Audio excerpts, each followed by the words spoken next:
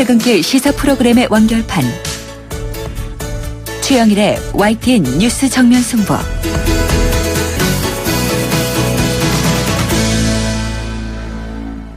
YTN 뉴스 FM 뉴스 정면 승부 2부 시작합니다. 내일 새누리당이 새로운 원내대표를 선출합니다.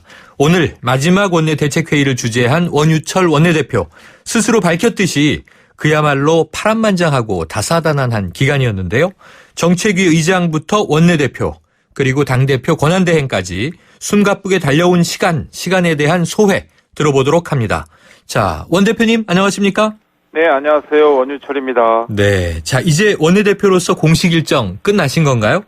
예, 내일 이제 차기 원내대표와 정책의장이 선출되면요, 이제 제 임기는 마무리됩니다. 원내대표로서의 임기는 이제 마무리가 되겠습니다. 네, 그렇군요. 자, 오전에 열렸던 이 마지막 원내대책회의에서 시간이 어떻게 지났는지 모를 정도로 정신없이 임기를 마치게 되는 것 같다. 이런 말씀 하셨는데요. 네, 자, 그렇습니다. 소회가 어떠신가요? 네, 말씀하신 바와 같이 작년 2월부터 정책위장과 원내대표 그리고 대표 대행일까지 15개월 동안 보람과 아쉬움이 끊임없이 교차되어 왔던 시간이었습니다. 네. 15개월 동안 많은 현안들이 있었고요. 또 4.13 20대 총선도 있어서 네. 더 정말 이 파란만장했던 시간이 아닌가 싶어요. 네. 보람과 또 아쉬움이 있었던 대목은요.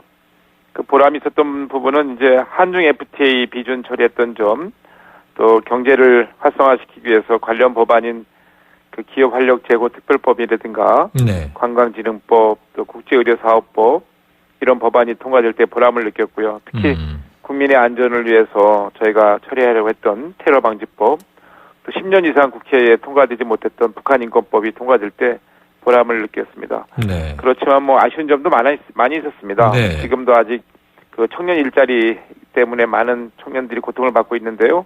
그와 관련돼서 일자리 법안을 제대로 통과 못 시켜서 죄송하고 네. 또 미안한 마음 갖고 있죠. 서비스 발전 기본법이라든가 이 노동개혁사법은 여야 간의 이견의 차가 아직 좁히지 못해서 통과 못하고 있는 상황인데요. 이런 점은 매우 아쉽게 생각하고 있습니다. 예. 네, 저 어떤 인터뷰 자료를 보니까요. 유승민 의원 사퇴 당시에 심적 고통이 가장 컸다 이런 말씀하셨잖아요.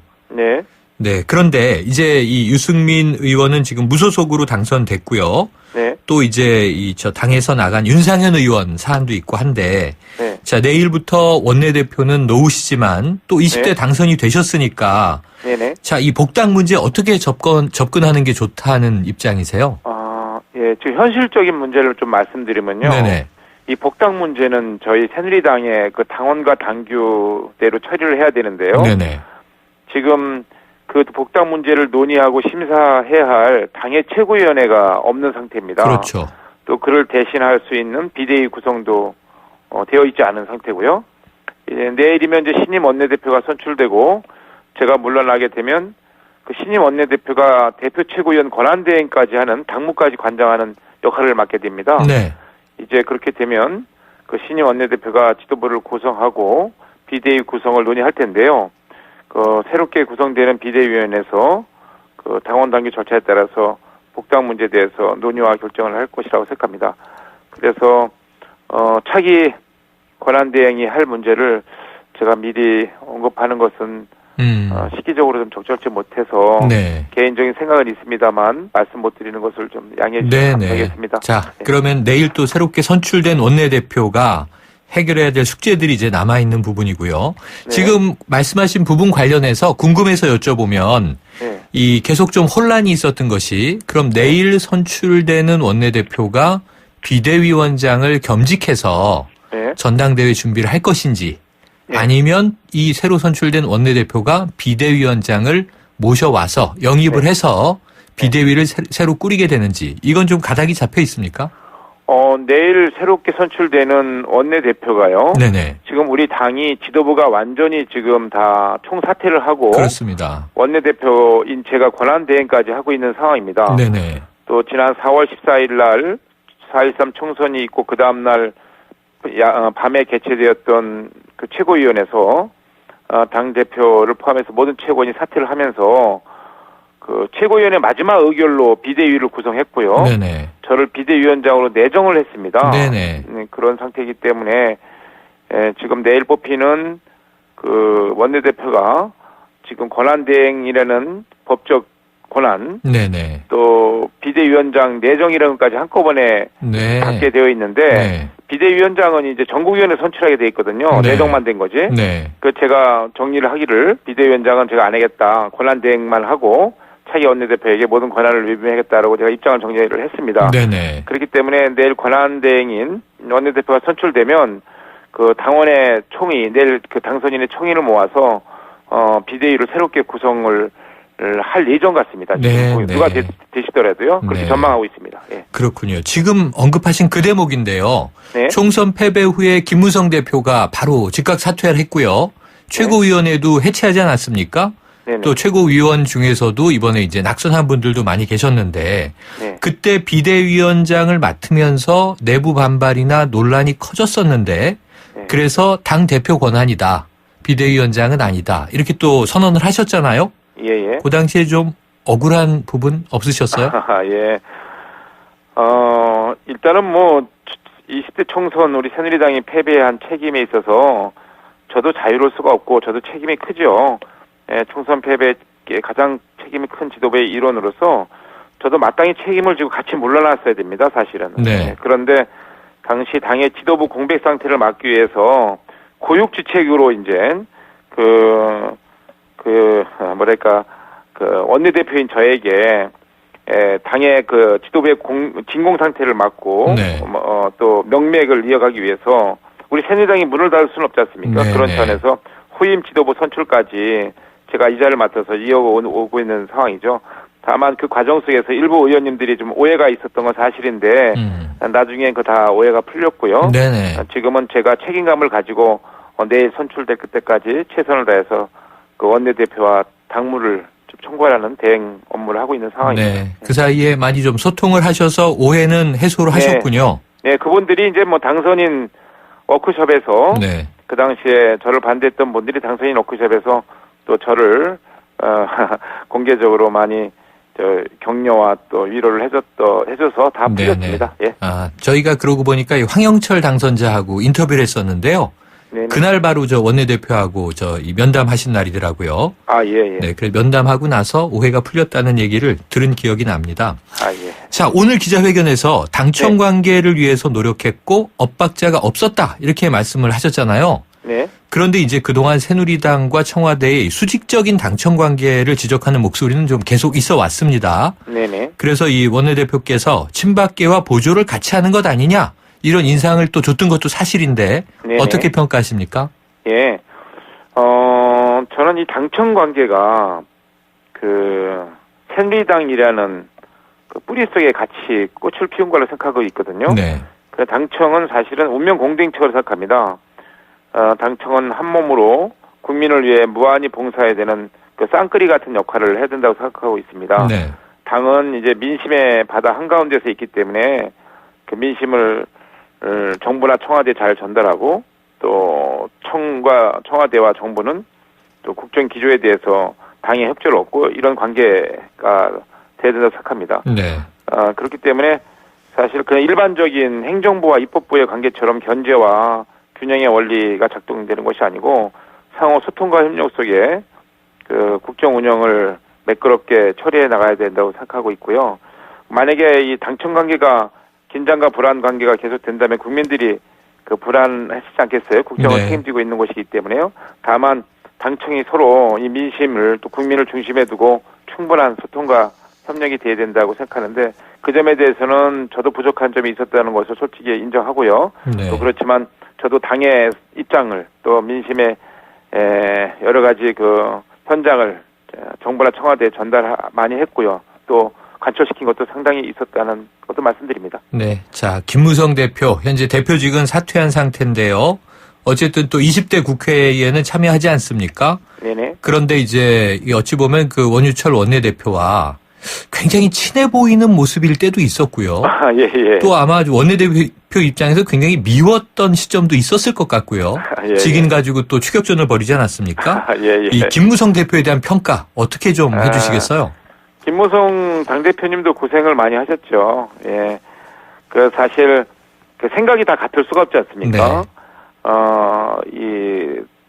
우리 새누리당의 성공과 총선 승리 그리고 국민을 위해서 어떻게 정치할 것인가에 대해서 뭐 큰 틀에서는 다 같지만 강론에 대해서는 생각이 다를 수가 있고 또 지역에 따라서 배경에 따라서 좀 다를 수가 있지 않습니까? 네. 그런 부분에 있어서는 서로 충돌되는 부분이 있어서는 사실입니다. 사실인데 네.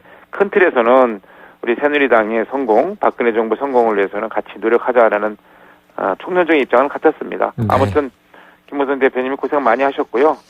또 언젠간 또 시간이 되면 제가 그때 소위 말하는 옥새 파동 때 못다 먹은 부산 영도다리 옆 횟집에서 네. 소주 한 잔 제가 이번엔 좀 대접을 해야겠습니다. 지난번에 얻어먹었으니까. 네, 그 장면을 한번 기대를 해볼게요. 네. 자, 드디어 내일 어쨌든 이제 원내대표직을 물려주셔야 되는데 네. 지금 이 국민의당은 만만치 않은 박지원 원내대표가 벌써 자리를 잡았고요. 네. 다음 날인 모레면은 더불어민주당도 이제 원내대표가 나올 텐데요.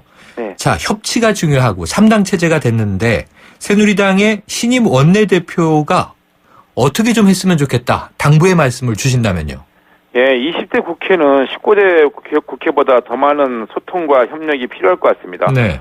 지금 말씀 주신 바와 같이 국민이 명령해준 3당 체제에서 이 대화 타협이 전제되지 않고는 아무것도 안 될 것 같습니다. 그 상대방을 인정해 주면서 또 공존의 정치, 상생의 정치를 해야지만 국회의 생산성이 높아지고요. 그렇지 않을 경우에는 국회 입법은 거의 불가능하지 않을까 이렇게 전망을 하고 있습니다. 네. 그래서 이제 20대 국회는 정말 그 민생과 또 이 경제 살리기, 네. 일자리 만들기, 또 국민의 안전 이런 문제에 대해서는 초당적으로 협력하는 모습을 보이면서 국민들에게 새로운 희망을 줘야 된다. 무엇보다도 서로가 이 코디네이터 협치의 정치 시대가 성공할 수 있도록 서로의 입장에서 역지사지의 심정으로 네. 배려하는 게 중요할 것 같습니다. 예, 짧게 향후 계획은 어떻게 세우고 계세요? 사실 뭐 그동안 주어진 일을 하느라고 정신이 없었거든요. 네.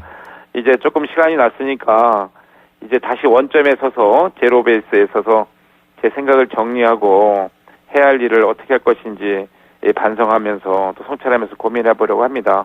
20대 총선에서 만난 많은 국민들의 목소리를 기억하고 있거든요. 네. 그 목소리에 대한 저의 그 생각이 정리되는 대로 또 무슨 일을 할 것인지 결심을 하겠습니다. 네, 연휴에 좀 가장 잘 쉬실 수 있겠군요. 네, 그렇습니다. 네, 그동안 고생하셨고요. 오늘 말씀 감사합니다. 네, 감사합니다, 최 교수님. 예. 네, 지금까지 새누리당 원유철 원내대표였습니다.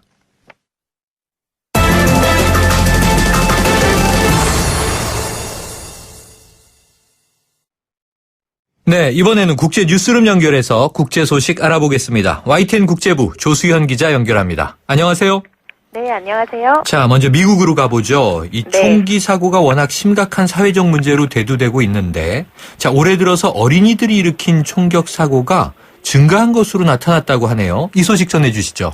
네, 총기 사고가 끊이지 않는 미국에서 올해 들어 1살에서 3살 어린이들이 우발적으로 총을 쏜 사건은 모두 23건으로 집계됐는데요. 18건으로 집계된 지난해 같은 기간보다 늘어난 수치입니다. 23건 가운데 사망자가 발생한 경우는 11건이었고요. 어린이가 자기 자신에게 총을 겨눈 건 18건으로 집계됐습니다. 지역별로는 조지아주에서 8건이 발생해 가장 많았고 텍사스와 미주리주가 각각 7건, 그리고 플로리다와 미시간주가 각각 6건이었습니다. 특정 주에서 유아 총기 사고가 잦았던 요인은 명확하지 않지만요.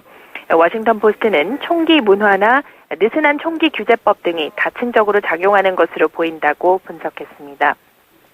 미국에서는 가정에서 총기 소지가 허용되다 보니 부모의 부주의로 어린이들이 총에 손을 들게 되는 상황이 종종 발생하는데요.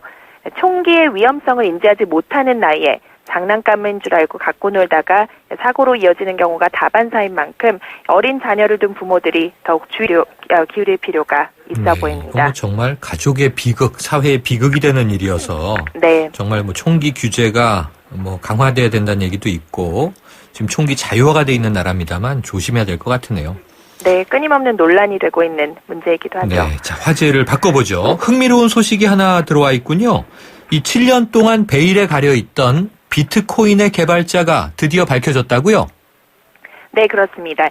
먼저 이 비트코인이 아직 생소하게 느껴지시는 분들도 많을 텐데요. 네. 간략하게 설명드리자면은 비트코인은 이 발행기관의 통제 없이 다자간 파일 공유 기술을 통해 이용자들 사이에서 익명으로 거래되는 가상화폐입니다.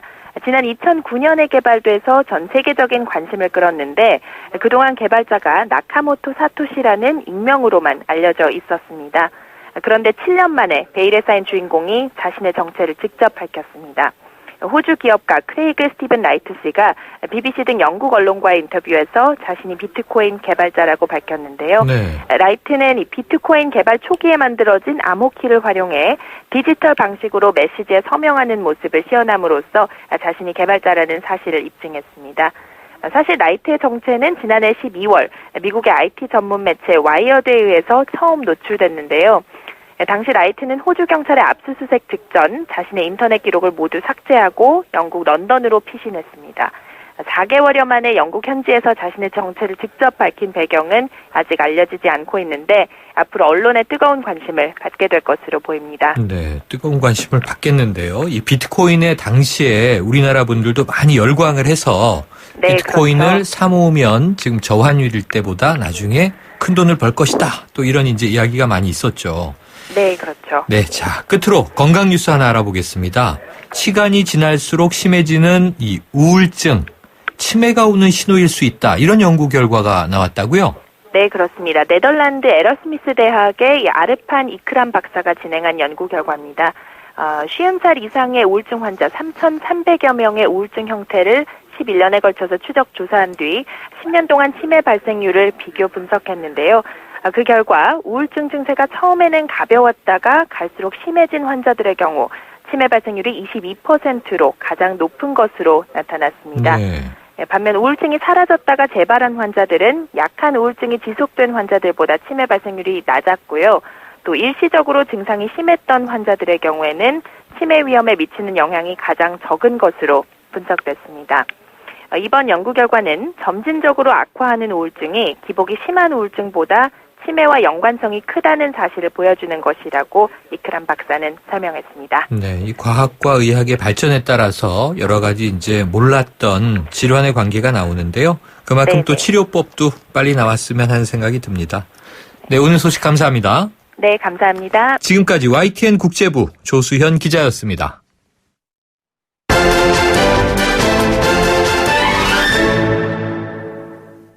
네, 북한의 5차 핵실험 가능성으로 인한 긴장이 높아지고 있죠. 이 가운데 박근혜 대통령의 이란 방문이 북핵 문제의 돌파구가 될 수 있을지 관심이 모아지고 있는데요. 여기에 대한 전문가의 의견 들어보겠습니다. 세종연구소 홍현익 수석연구위원 연결하겠습니다. 네, 박사님 나와 계십니까? 네, 안녕하십니까? 네, 안녕하세요. 네, 자, 이번 박근혜 대통령의 이란 방문, 이란과의 경제 협력을 강화하기 위함이 이제 큰 목적이 됩니다만, 이 북한 핵 문제를 해결하기 위한 측면, 그 의미가 있다고 보세요? 네, 의미는 뭐 다양하게 있습니다. 네. 왜냐하면 북한이 몇 안 되는 그 우호적으로 지내는 나라 중에 하나가 이제 이란이고요. 네. 특히 그 미사일 개발에 있어서 이란하고 북한이 서로 협력해가면서 미사일을 개발했습니다. 네. 그러니까 어떻게 보면 북한의 그 미사일 기술과 물자 수출의 상당 부분을 이란이 차지하고 있기 때문에 네. 만약에 박 대통령의 방문으로 이란이 더 이상 북한으로부터 이 무기 거래 안 하겠다. 그러면 북한에게 경제적으로 상당한 압박이 될 것이다. 이렇게 보여지고요. 네. 또 이란이 사실 작년에 서방하고 타협한 것 자체가 북한에겐 충격이었는데 네. 요번에 우리 그 북한이 결국 염두에 두는 건 한국일 테고 한국의 국가 수반과 이란의 최고 지도자들이 연속으로 만나서 협력을 다짐하는 것 자체가 심리적으로 엄청나게 위협이 될 것 같고요. 단지 뭐 이란의 해결 사례 이거 자체를 그대로 원용한다기보다는 북한의 국제적 고립감을 더 심화시키고 외화 수입을 차단하는 이런 효과들이 좀 있을 것 같습니다. 네, 그러면 지금 말씀하신 대로 이란 제재가 그대로 원용되진 않을 것이라면 네. 지금 북한과 이란의 경우에 이 핵 해법과 관련해서 좀 네. 어떤 점이 다르고 또 어떤 공통점이 있을까요? 네, 공통점은 미국이 부시 대통령 때 지목했던 3대 악의 축이라든지 네네. 불량 국가에 동시에 분류되고 있는 나라들이라는 거 하고요. 또 핵을 다 개발했다는 경험. 네. 여기서 이제 차별화되는 거는 이란은 결국은 미국과 타협해서 지금은 이제 핵 문제에 있어서의 일단 핵 개발을 보류하고 완전히 포기한 것은 아닙니다. 보류하고 이 미국과 관계를 이제 정상화하는 과정에 있고 북한은 아직도 이 핵을 더 개발하고 있을 뿐 아니라 훨씬 더 이 미국에 대해서 강력하게 저항하고 있다. 이런 게 이제 다르고요. 특히 어떻게 보면은 핵을 개발하고 불량 국가라는 점에 있어서는 공통점이 있을지 모르지만 다른 점들이 너무나 많습니다. 네. 일단 북한은 일임 독재고요. 이란도 뭐 신정 국가라서 종교 지도자가 있지만 정치는 선거를 통해서 개선되고 있는 다양한 어떤 정치적인 구조를 갖고 있고요. 네. 그다음에 과거에는 뭐 팔레비 왕조 때는 뭐 미국하고 아주 친했던 네네. 자본주의 시스템을 했던 나라이기 때문에 경험 자체도 다르고 가장 큰 차이점이라 그러면 이란은 석유하고 천연가스가 많이 매장돼 있어서 국제 제재만 받지 않으면 얼마든지 잘 살 수 있는 나라인데 북한은 국제 제재 풀어줘도 뭐 그게 큰 인센티브가 안 됩니다. 네. 그러니까 이란은 미국을 비롯해서 서방이 제재하니까 굉장히 아팠죠. 근데 북한도 아픈 건 마찬가지지만 석유 같은 그런 수출만 할 수 있으면 얼마든지 잘 살 수 있는 이런 건 없기 때문에 네. 또 하나는 이제 북한은 중국이라고 하는 나라가 바로 옆에 붙어 있어서 무역의 90%를 차지하고 사실상 중국이 북한을 비호하고 있기 때문에 북한은 미국의 순순히 이렇게 굴복하지 않아도 버틸 수 있다. 뭐 이런 것도 다르고요. 핵 개발 차원에 있어서도 북한은 거의 이제 핵을 가지는 상태고 이란은 개발 초기 단계에서 타협한 겁니다. 그러니까 상황이 많이 다르죠. 박사님 말씀을 듣다 보니까 그런 차원에서요. 만약에 네. 이란이 핵을 포기한 것이 아니고 보류하기로 했는데 네. 미국이 제재를 풀어줬다면 네. 지금 북한이 핵을 포기하지 않고 보류하겠다 그러면 관계가 좀 나아질까요? 그 상황이 그건 다른가요? 이제, 부시 행정부 때부터의 미국의 대북 정책에서 그대로 나타나듯이 네네. CVID라 그래서 완전하고 돌이킬 수 없는 네. 그런 검증 가능한 완전한 핵 포기를 북한에게는 원하거든요. 네네. 우리 정부도 대체로 같은 입장이죠. 근데 이란에 대해서는 이란이 핵을 개발하는 걸 한 5년 내지 10년을 늦춘 것이지 네. 사실 원자로도 돌리게 해주고요. 그다음에 평화적 핵 이용권을 보장해줘서 농축 같은 것은 전농축도 허용해주고 네.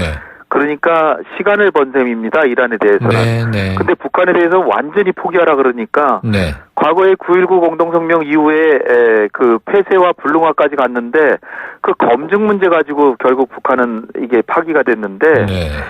이란은 그런 차원이 아니라 조금 연기만 해줘도 이게 지금 타협이 된 거거든요. 네. 그러니까 핵 능력에 있어서는 북한은 거의 실전 능력을 가지고 이란은 초기 단계인데 거꾸로 북한에 대해서는 완전히 포기하라니까 네. 북한의 핵 포기시키기에 사실 쉽지 않죠. 네. 경우가 좀 다르군요. 네네. 자, 그런데 이번 북한이 이제 4차 핵실험을 한 이후에 국제 공조 제재 중에 이 미국의 또 세컨더리 보이콧이 등장했지 않습니까? 네네. 이란은 이미 이 세컨더리 보이콧을 당했던 거죠. 그렇죠. 그 결과가 있었다고 보세요?